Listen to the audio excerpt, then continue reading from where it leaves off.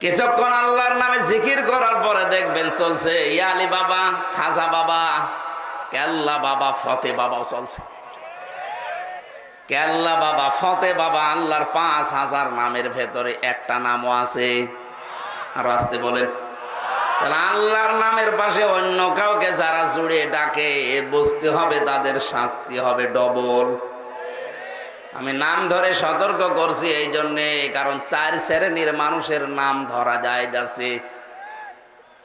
জাতিকে যারা প্রকাশ্য শিরিক এবং বেদাতের ভেতরে নিমজ্জিত করতে চায় তাদের সম্পর্কে জাতিকে সতর্ক করার জন্য নাম ধরা যায় যাচ্ছে, এটা গীবত নয়।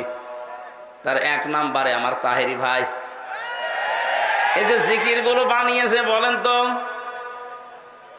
এতে কেল্লা বাবা, ফতে বাবা, আর আমার মনে হয় আগা থেকে গোড়া পর্যন্ত পিটানো দরকার।